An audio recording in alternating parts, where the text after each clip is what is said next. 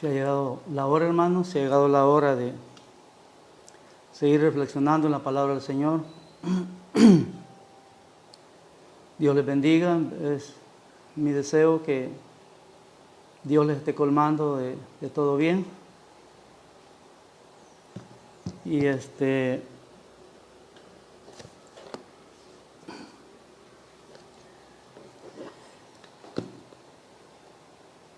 vamos a seguir con el estudio. Quiero pedirles, hermanos, que en verdad deseo que usted esté motivado, aunque estos son temas que ya los conocemos. Pero yo he sentido en mi corazón, en verdad, porque cada día la situación como que se está poniendo más difícil en el mundo, en nuestro país. Y prácticamente todas las predicaciones van dirigidas a la situación que estamos viviendo. Entonces yo quiero hacer algo diferente, no estar hablando solo de lo mismo, de la crisis, de muerte, de virus, aunque de alguna manera me voy encaminando a eso porque quiero estar hablando acerca de, o lo que estamos hablando es acerca de la segunda venida de Cristo. Todo esto que está pasando, hermanos, todo esto que está pasando, para nosotros la iglesia tiene que prácticamente nosotros tenemos que entender que este es un anuncio, que este es un aviso de que Cristo pronto viene. Y yo he estado diciendo que no es posible que perdamos el enfoque y que vayamos a estar tan compenetrados en la situación que estamos viviendo y nos vayamos a descuidar y entremos en una situación allí que olvidemos que el tema central de nuestra vida cristiana es la segunda venida de Cristo. Nuestra gran esperanza de gloria es la segunda venida de Cristo. Porque es cierto que para el mundo vienen tiempos difíciles. De acuerdo a la Escritura, para el mundo vienen tiempos difíciles. Esto solamente es un principio, es un inicio. Vienen situaciones, pero desastrosas para el mundo. Y pero no todo es desastre en el mundo. Nosotros la iglesia tenemos un mensaje de vida, un mensaje de esperanza. Y es que hay esperanza para el mundo en Cristo Jesús. Y que Dios tiene un pueblo aquí en el mundo que no va a pasar por ese tiempo difícil de gran tribulación, sino que Cristo viene a llevar su iglesia antes que toda esa situación que el libro Apocalipsis señala venga a este mundo. Ahorita solo es un principio de dolor. Entonces con la segunda venida de Cristo, pues prácticamente estamos asegurando que nosotros, la iglesia del Señor, pasemos a una vida mejor y se dé la resurrección de entre los muertos, seamos transformados y el Espíritu Santo nos levante de esta tierra y lleguemos a los aires a reunirnos con nuestro Señor. Eso es lo que la Biblia enseña en 1 Tesalonicenses capítulo 4, versículo 13 al 18. Así que yo estoy dedicando unos pequeños estudios aquí, como dándole seguimiento a esto. Yo quiero pedirle que por favor esté atento. Si usted dice, pero esto ya lo sé, el hermano debería hablar otras cosas, pero yo estoy diciendo esto, hermano, no perdamos el enfoque, por favor, de la segunda venida de Cristo. Entonces, yo inicié hablando que hay una serie de temas, de señales que tienen que ver con la segunda venida de Cristo. Y ya mencionamos algunas, pero yo estoy dedicando tiempo para una señal que a nosotros nos deja claros, donde podemos afirmar que en verdad Cristo está a las puertas. Y cuando yo digo Cristo está a las puertas, nunca estamos afirmando una fecha, jamás podemos dar una fecha. Pero con base a todas las cosas que están sucediendo en el mundo y que están registradas en la palabra del Señor, y estamos ya viendo prácticamente todas las señales, entonces sí sabemos que Cristo está cerca. El arrebatamiento a la iglesia está cerca. Entonces yo estoy dedicando tiempo para hablar de una gran señal que hay, que nos indica que Cristo viene pronto, y es con relación a la nación de Israel. Y por esa razón yo estoy dedicando tiempo para que podamos conocer un poco más acerca de lo que es Israel y la relación que Israel tiene con la iglesia y la relación que tiene con todo lo que está pasando en el mundo y lo que está por venir al mundo. Así que ahí estamos, ya hablamos 2 temas allí, acerca de cómo inició todo, acerca de la humanidad. Y estábamos considerando aquí en Génesis que el inicio de la humanidad. Así que quiero orar un minuto y luego entramos en detalle. Padre, gracias por este tiempo que nos permites.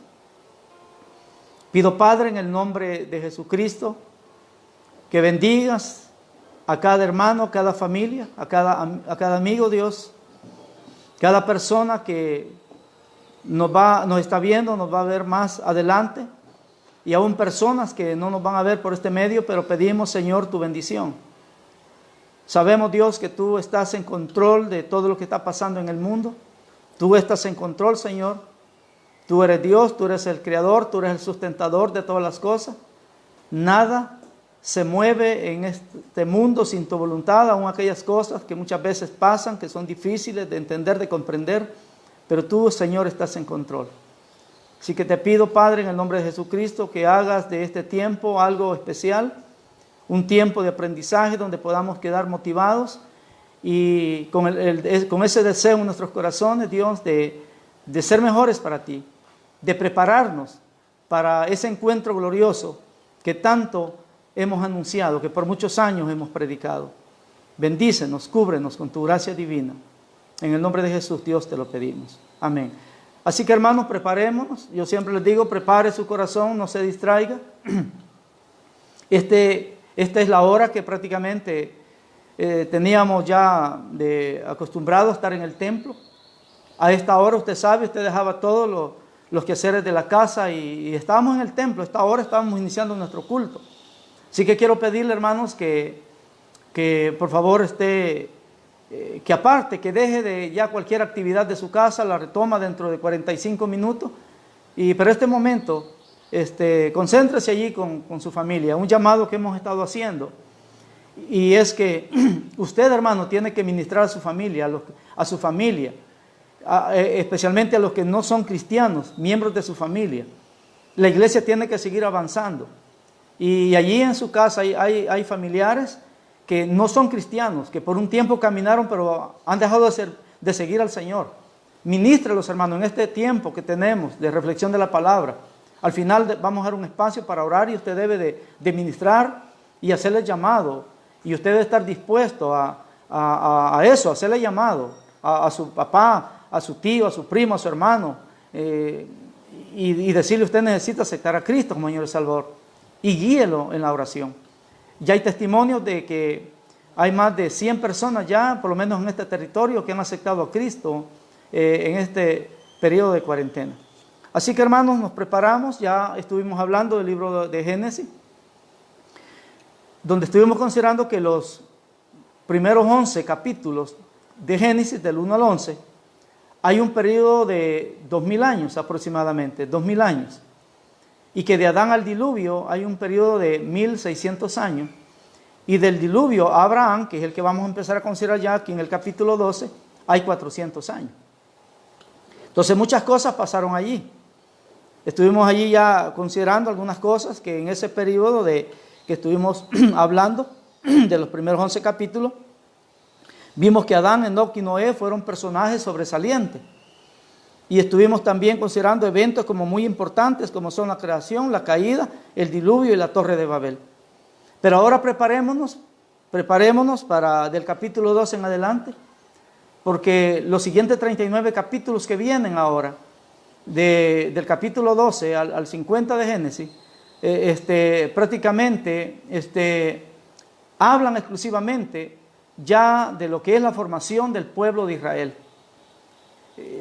Todos nosotros sabemos que Israel tiene muchos enemigos, naciones, gobiernos enteros que quieren que Israel desaparezca del mapa, pero también hay personas, hay familias así individuales que son enemigos de Israel y cuando se oyen hablar de Israel, maldicen a Israel, hacen comentarios groseros, que nosotros estamos como a favor de ese pueblo asesino, dicen ellos, porque en verdad ellos no conocen la historia.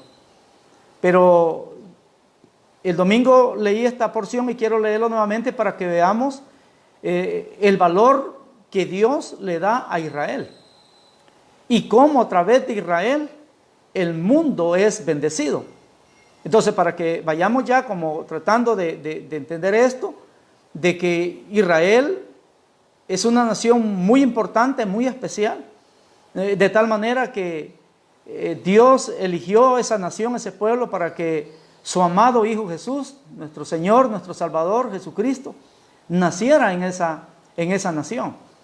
Entonces, vamos a leer unos versículos aquí del capítulo 12, para que entremos ya en detalle con relación a Israel. A partir del capítulo 12, nosotros vemos que Dios ya no está tratando con el mundo de las personas en términos generales, sino que empieza a tratar ya de una manera particular con una persona, con ciertas personas, porque empieza a tratar exclusivamente con un pueblo, y ese pueblo es la nación de Israel.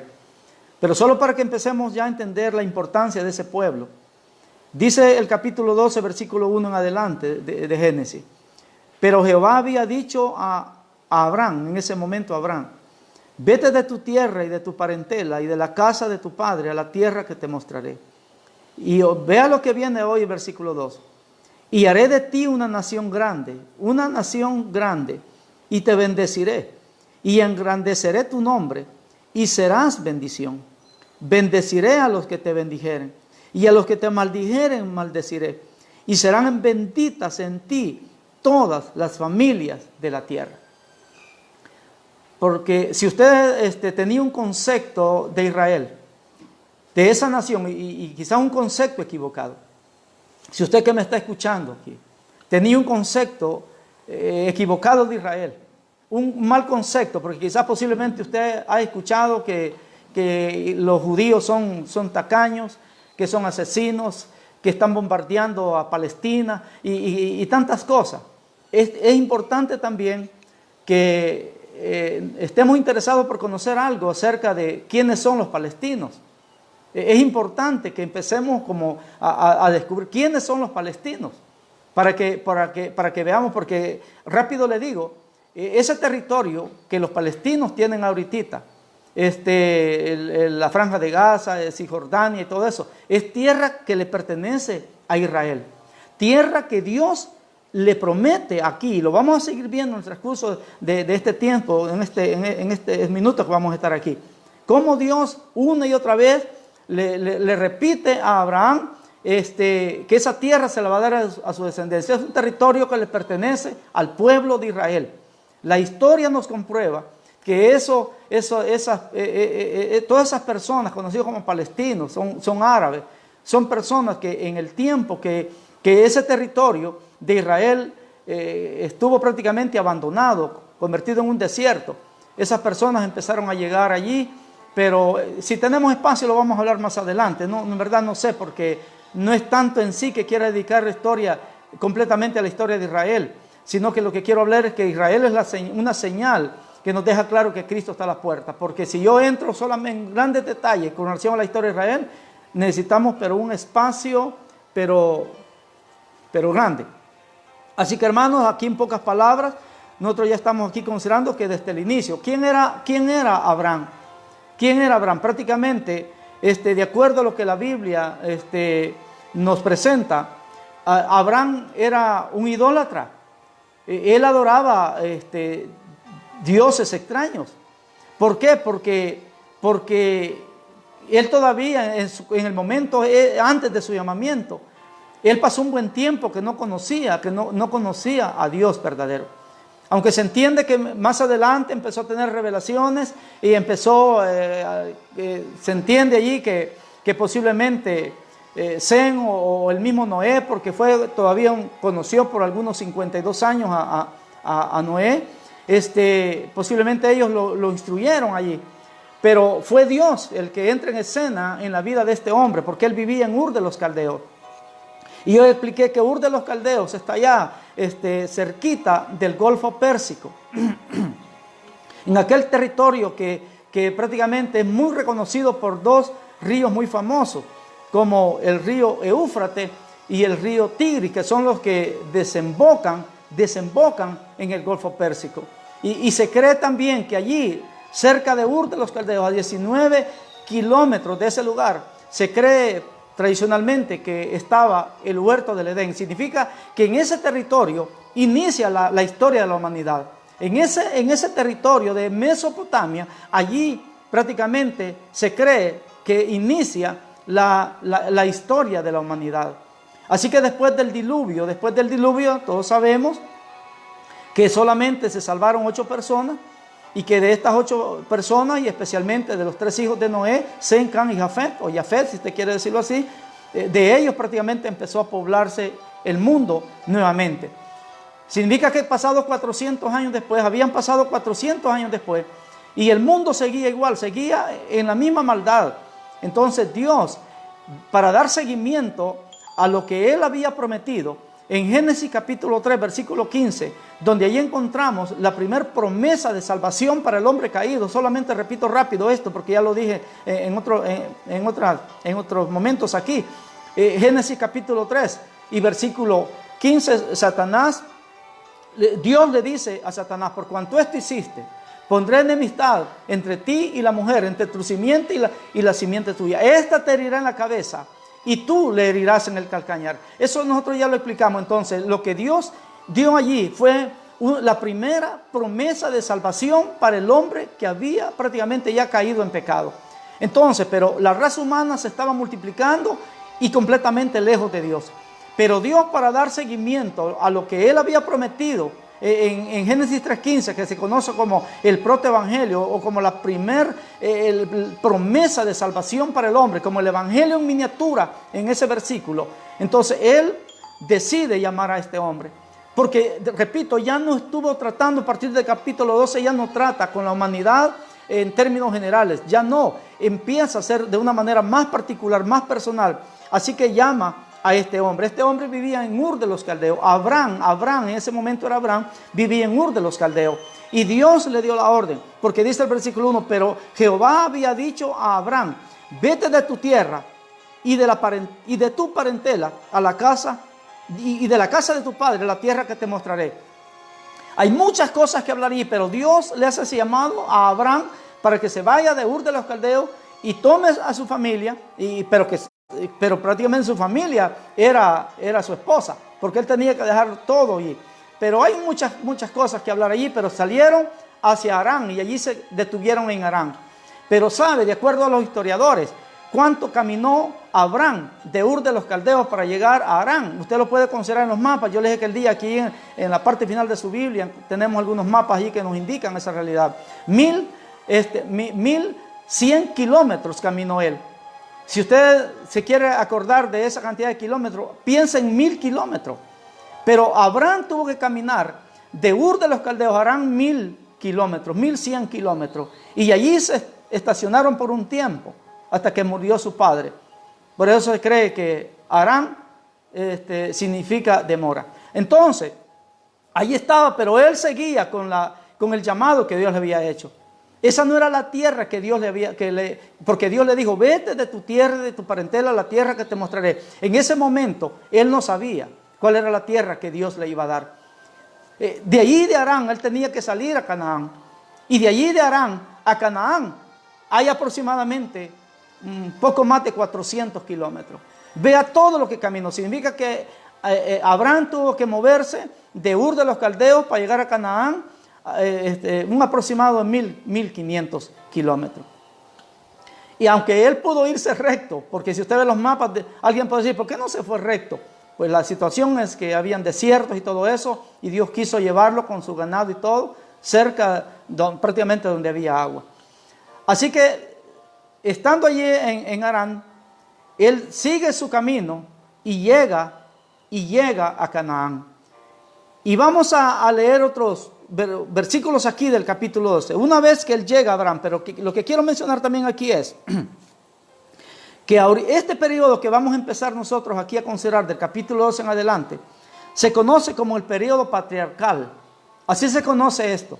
Porque repito, ya no va a hablar ya no va a tratar Dios con el mundo en términos generales, sino que ya de una manera particular empieza a tratar con ciertos personajes. Así que en este periodo que vamos a estar hablando aquí, prácticamente en estos 39 capítulos, hay un periodo de 350 años. O sea, el periodo patriarcal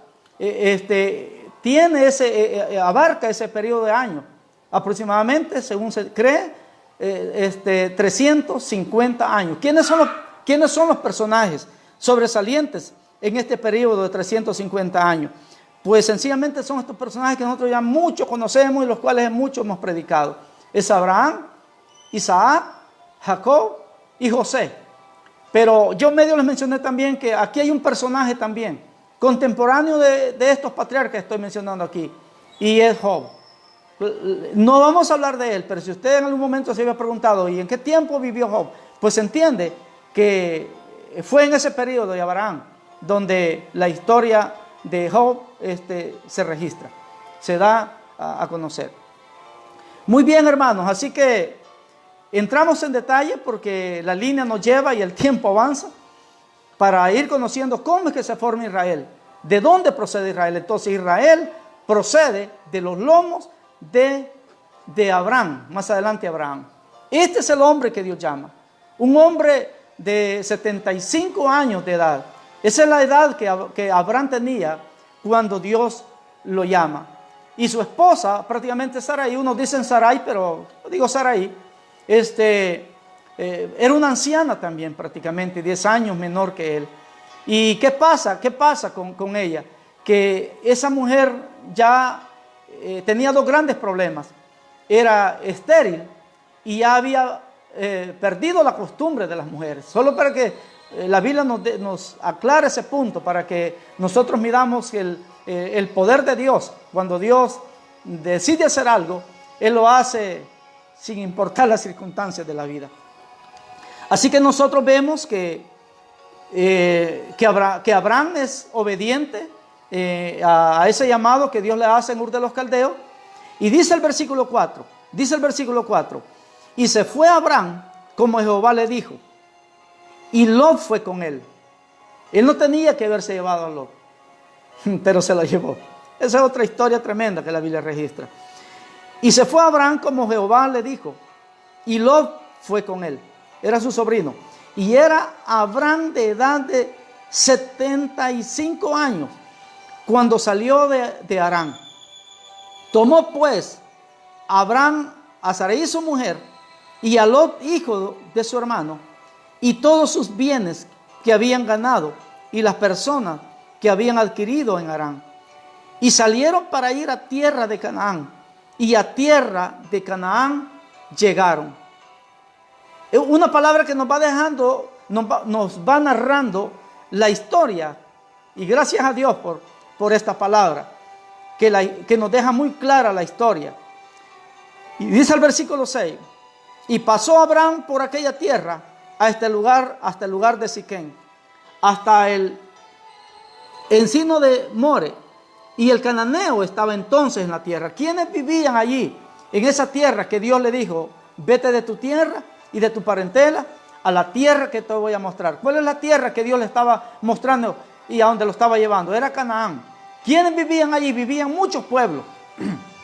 Ya vivían muchos pueblos allí, ya habían pueblos allí. Y eran los cananeos, descendientes de Can. Y sigue el versículo 7. Y apareció Jehová a Abraham y le dijo, muy importante esto que vamos a leer en este momento. Una vez que Abraham estaba ya en obediencia a lo que Dios le había pedido, que se fuera de su tierra y que dejara su familia y caminara hacia las tierras que él le iba a dar. Él no sabía para dónde iba, pero una vez que llegó a esa tierra, Dios se presenta. Y el versículo 7, y apareció Jehová a Abraham y le dijo, a tu descendencia daré esta tierra. Oiga, le empieza a confirmar, esta tierra donde tú estás, se la voy a dar a tu descendencia. Pero ¿cuál descendencia? Y empieza toda la situación aquí. Si él no tenía hijos, si era un anciano, la esposa ya no podía dar hijos, de acuerdo a lo que acabamos de considerar, que era estéril y había perdido la costumbre de las mujeres. Pero Dios se hace presente, le dice, allí apareció Jehová a Abraham y le dijo, a tu descendencia, y edificó allí un altar a Jehová, quien le había aparecido. Luego se pasó de allí a un monte al oriente de Betel y plantó su tienda, teniendo a Betel al occidente y al oriente, y edificó allí altar a Jehová e invocó el nombre de Jehová. Y Abraham partió de allí caminando y yendo hacia el Negev. Hacia el Negev. Oiga esto, hermanos. Nosotros en este momento estamos encontrando ya a Abraham en esa tierra de Canaán. Allí lo encontramos ya. Y Dios se hace presente y le dice, esta tierra te la voy a dar a ti, se la voy a dar a tu descendencia. Y usted ya sabe la historia porque necesitamos avanzar. Que él más adelante pregunte, ¿y cuál descendencia? Y esa promesa que me estás dando, ¿cómo va a ser posible? Si tú no me has dado prole, le dice, si tú no me has dado hijos. Y quizás el único que me va a heredar es el siervo que yo tengo. Quizás a él, pero Dios le sigue aclarando allí, y lo vamos a ver más adelante, porque en verdad se necesitaba, por eso Abraham se conoce como el padre de la fe, porque en verdad se necesitaba creerle a Dios.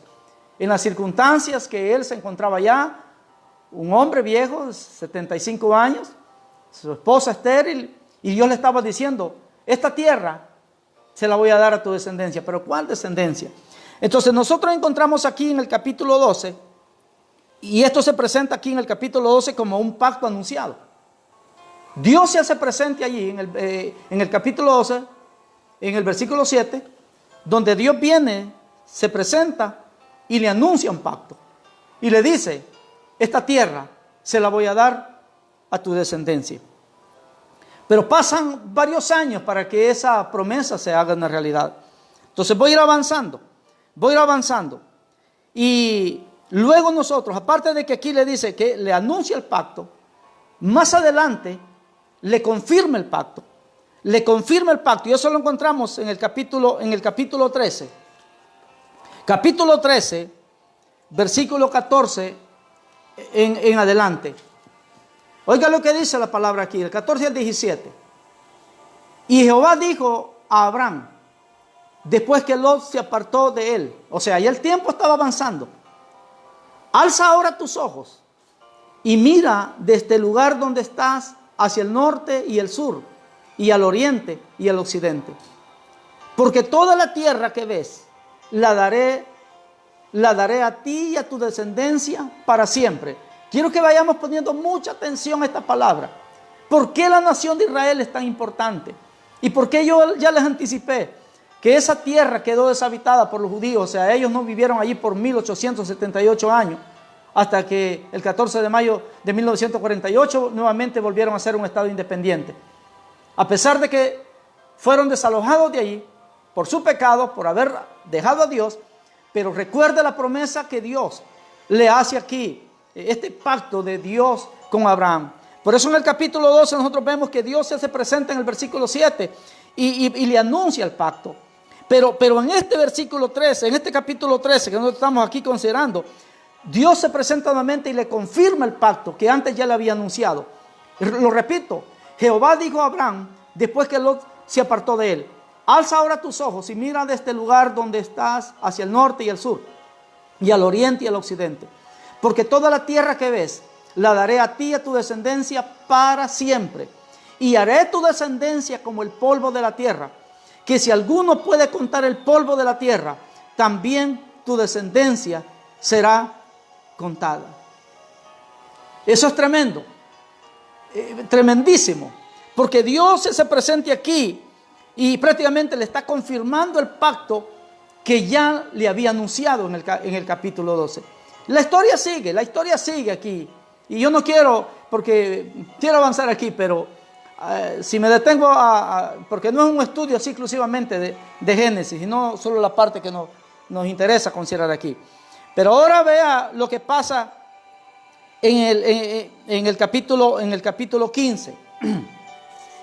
En el capítulo 15 nosotros encontramos algo muy importante aquí, muy importante, donde del versículo 1 al 7, en el capítulo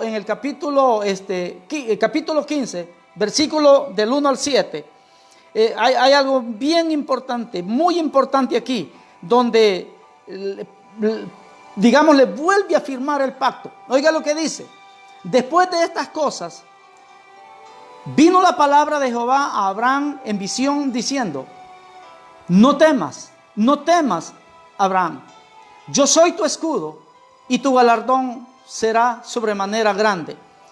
Y respondió Abraham: Señor Jehová, ¿qué me darás, siendo así que ando sin hijo y el mayordomo de mi casa es ese Damaseno Eliezer? Dijo también Abraham: mira que no me has dado prole, y he aquí que será mi heredero un esclavo nacido en mi casa. Luego vino a él palabra de Jehová diciendo: no te heredará sino un hijo tuyo será el que te heredará. Y lo llevó fuera y le dijo: mira ahora los cielos y cuenta las estrellas, si las puedes contar. Y le dijo: así será tu descendencia. Y creyó a Jehová y le fue contado por justicia. Y le dijo: yo soy Jehová, que te saqué de Ur de los Caldeos para darte a heredar esta tierra. Veamos la secuencia de esto. Nuevamente aquí le está confirmando el pacto. Pero mire lo que viene ahorita aquí. Aparte de que le anuncia el pacto, le confirma el pacto, ahora le va a ratificar el pacto. Le va a ratificar el pacto, siempre en el capítulo 15, del versículo 8 en adelante. Mire lo que dice: y él respondió: Señor Jehová, ¿en qué conoceré que la he de heredar, la tierra? Y le dijo: tráeme una becerra de 3 años, y una cabra de 3 años, y un carnero de 3 años, una tórtola también, y un palomino. Y tomó él todo esto, y los partió por la mitad, y puso cada mitad una enfrente de la otra, mas no partió las aves. Y descendían aves de rapiña sobre los cuerpos muertos, y Abraham las ahuyentaba. Mas a la caída del sol sobrecogió el sueño a Abraham, y aquí que el temor de una grande oscuridad cayó sobre él. Entonces Jehová dijo a Abraham: ten por cierto que tu descendencia morará en tierra ajena. Oiga lo que está ya anticipando Dios. Y será esclava allí, y será oprimida 400 años. Ya le está hablando de el tiempo que la descendencia de Abraham iban a estar esclavizados en Egipto. Mas también a la nación a la cual servirán juzgaré yo. Y después de esto saldrán con gran riqueza. Y tú vendrás a tus padres en paz, y serás sepultado en buena vejez. Sigo leyendo aquí. Y en la 4ª generación volverán acá. Oiga lo que Dios le está anticipando ya. Tu descendencia. En ese momento no tenía descendencia, no tenía hijos, pero Dios le estaba diciendo que sí le iba a dar descendencia, y esa descendencia iba a heredar esa tierra, pero que no iban a vivir allí por un tiempo, sino que iban a ser esclavos en una nación, y esa nación es Egipto. Es una historia que más adelante vamos a considerar. Pero luego le dice el versículo 16: y en la 4ª generación volverán acá. Le está hablando del éxodo ya. Porque aún no ha llegado a su colmo la maldad del amorreo hasta aquí. Y sucedió que puesto el sol y ya oscurecido, se veía un horno humeando y una antorcha de fuego que pasaba por entre los animales divididos.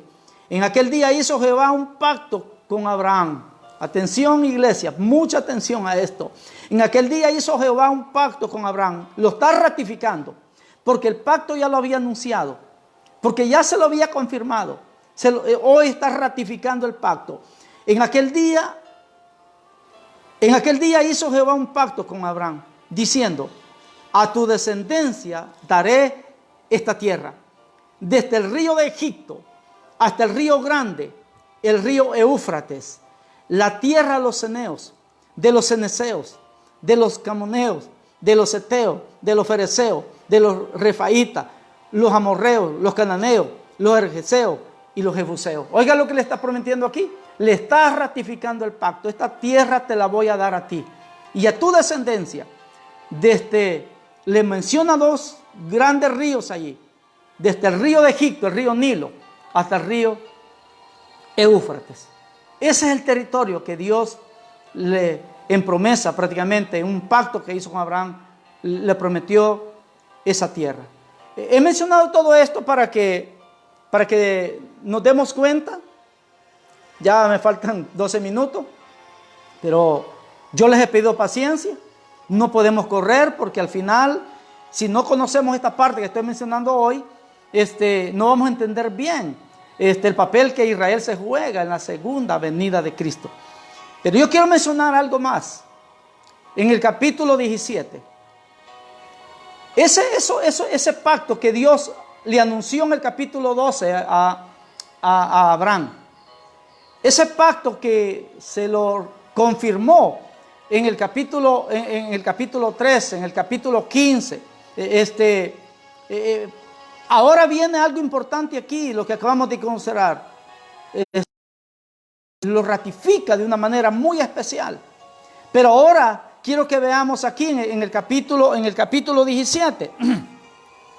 Quiero que veamos aquí desde el versículo 1 al 11. ¿Qué es lo que pasa aquí?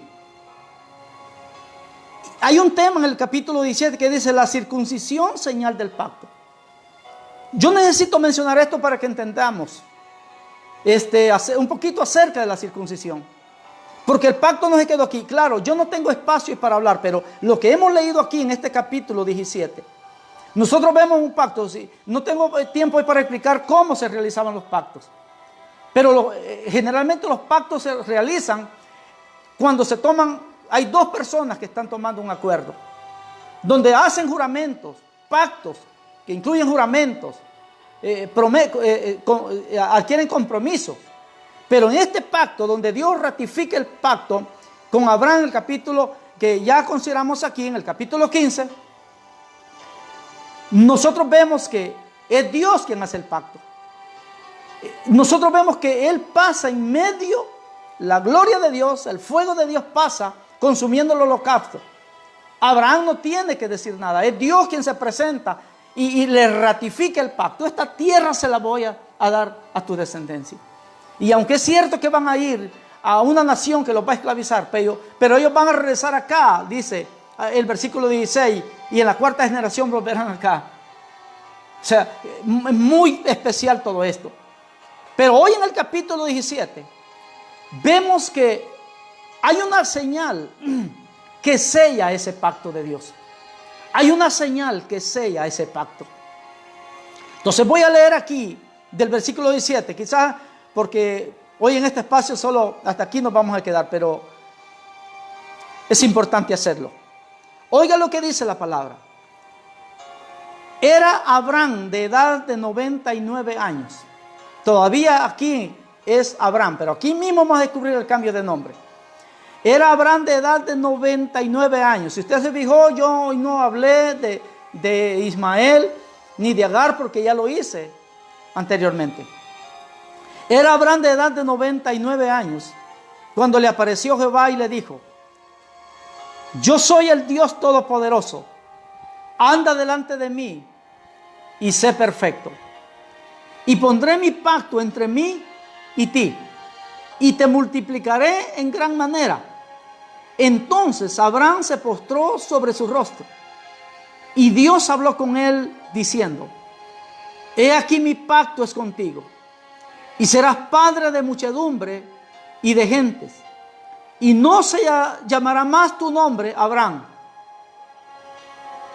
y no se llamará más tu nombre Abraham, sino que será tu nombre Abraham.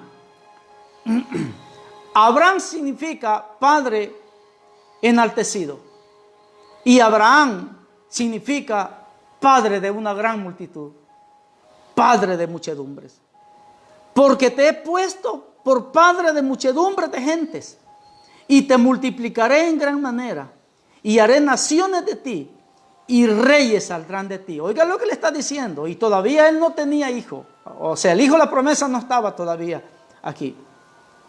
y estableceré mi pacto entre mí y ti, y tu descendencia después de ti en sus generaciones, por pacto perpetuo, para ser tu Dios y el de tu descendencia después de ti. Le está diciendo, este pacto lo estoy confirmando, lo estoy ratificando contigo y con tu descendencia, aun cuando no tenía todavía descendencia.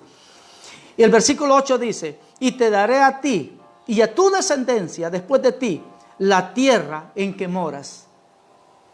Toda la tierra de Canaán en heredad perpetua, y seré el Dios de ellos. O sea, si alguien quiere cuestionar esto, quiere cuestionar el que Israel nuevamente, después de 1878 años, nuevamente está como una nación establecida. Si quiere alguien rechazar esto, tiene que rechazar la palabra de Dios. Pero aquí la palabra de Dios nos está dejando muy claro lo que Dios prometió a Israel y a su descendencia. El versículo 9 dice, dijo de nuevo Dios a Abraham. Note, hermanos, ya no lo llama más Abraham, porque ya le cambió el nombre. Ya Abraham dejó de ser padre enaltecido para convertirse padre de una multitud. Y dice el versículo 9, dijo de nuevo Dios a Abraham, en cuanto a ti, guardarás mi pacto, tú y tu descendencia después de ti, por sus generaciones. Y este es mi pacto, que guardaréis entre mí y vosotros, tu descendencia después de ti. Será circuncidado todo varón entre vosotros. Voy a leer nuevamente el versículo 10. Este es mi pacto, que guardaréis entre mí y vosotros, y tu descendencia después de ti. Será circuncidado todo varón de entre vosotros. Versículo 11. Circuncidaréis pues la carne de vuestro prepucio, y será por señal del pacto entre mí y vosotros. Yo aquí prácticamente estoy terminando. Pero si usted se había preguntado, ¿y la circuncisión qué significa? ¿Por qué Dios dio eso?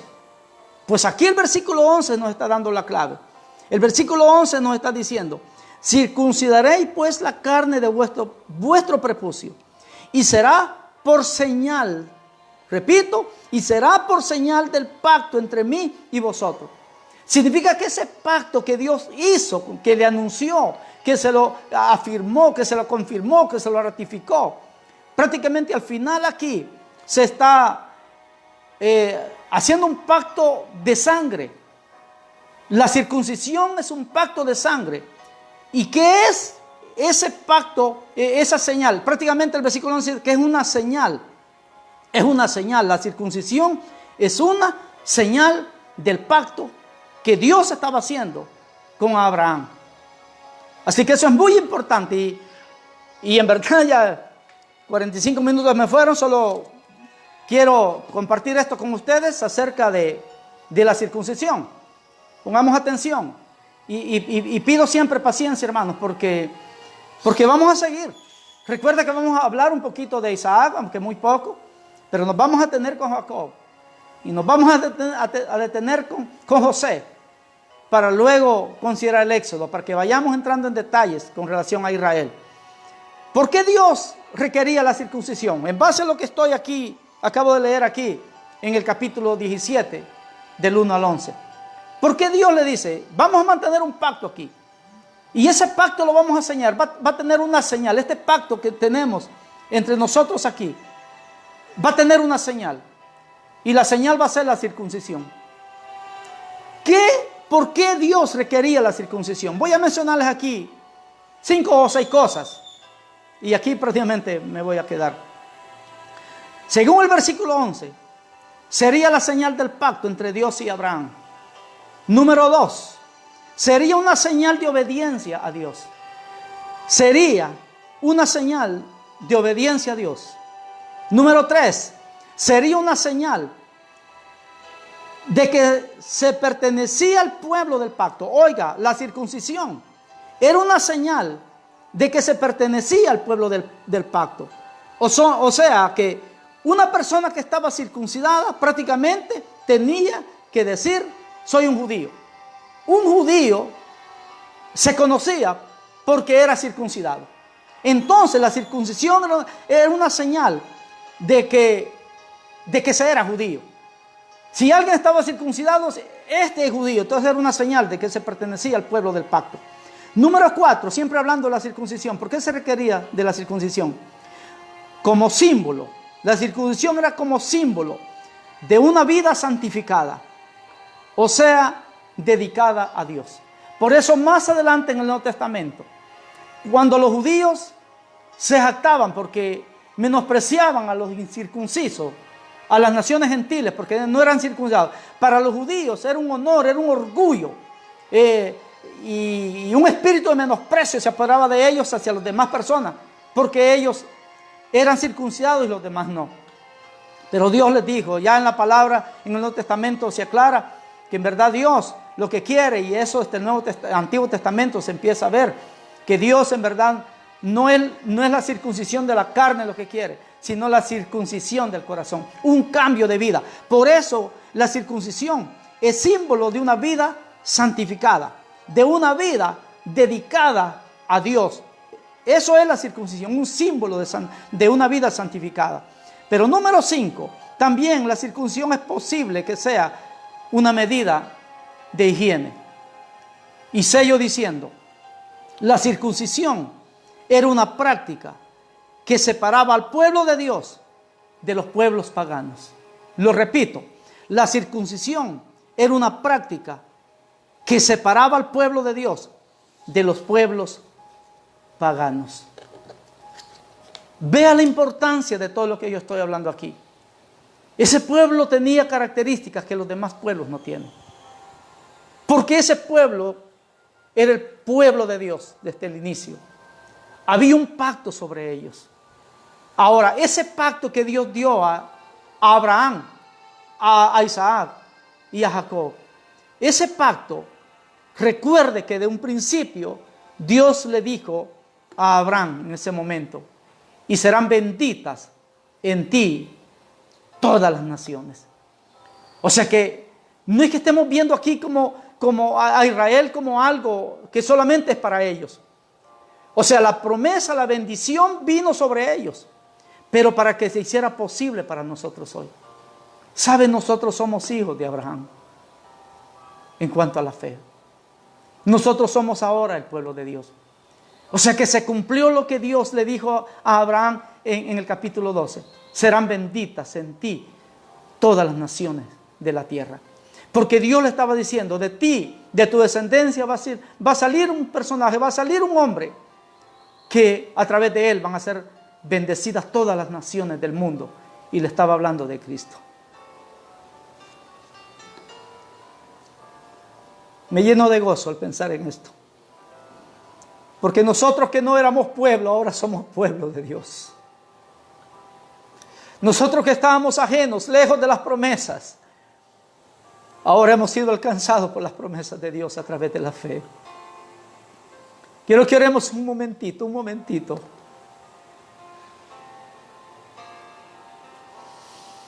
Haga de allí ese ambiente de su casa un altar de adoración, hermano. Allí donde usted está. Hagamos este momento un momento de alabanza, un momento de oración. Recuerde que el templo de Dios somos nosotros. Por favor, recuérdelo. No necesariamente necesitamos estar en una casa, en un templo. El templo de Dios somos nosotros, somos templo y morada del Espíritu Santo. Y en este templo hay un altar. Y este altar es el corazón, nuestro corazón. En el altar se quemaban las ofrendas. En el altar había fuego. Deje que el fuego de Dios pueda arder en ese altar que es su corazón.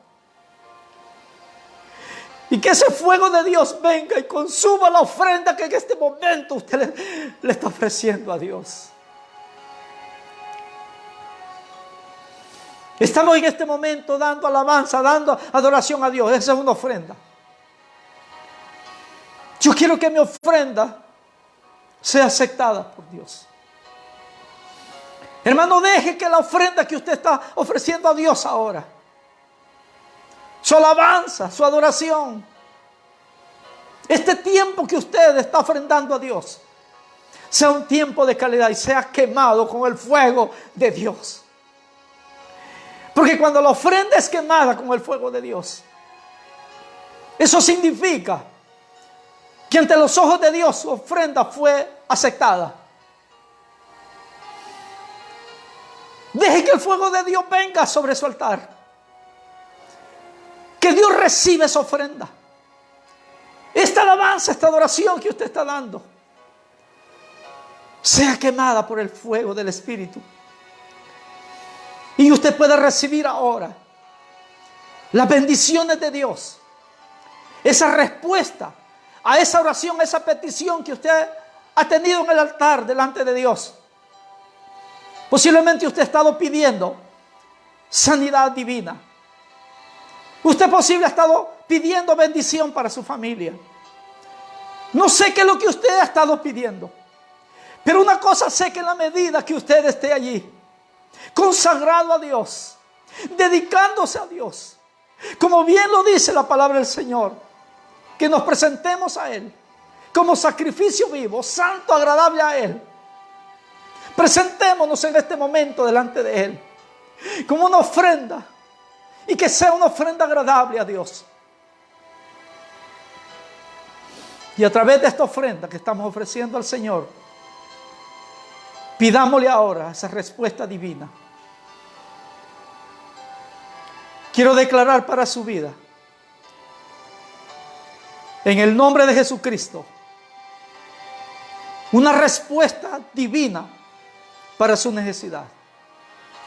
Ponga su mano allí donde está la dolencia, donde está la enfermedad. Ponga su mano allí donde usted ha estado padeciendo ese problema.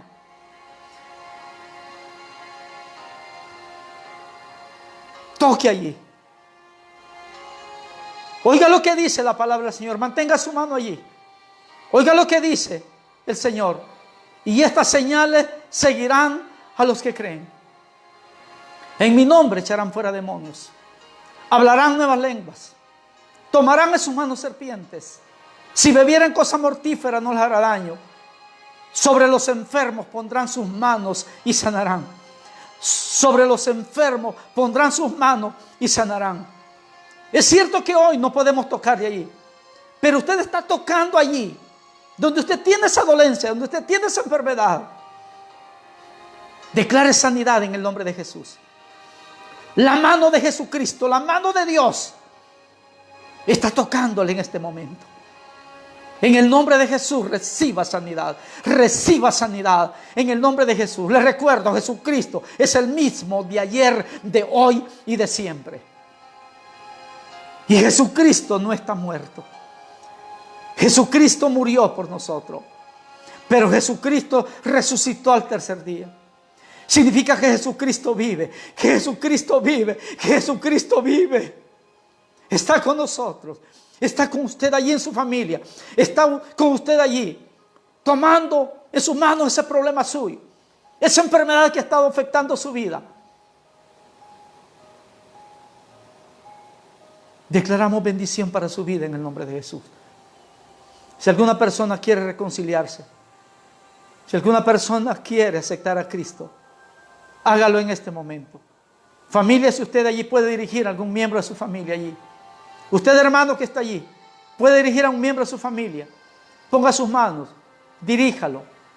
Haga lo que repita la oración de fe. Que diga, usted puede decir ahora si me está viendo: Señor Jesús, reconozco que he pecado. Te pido perdón. Perdona mis pecados.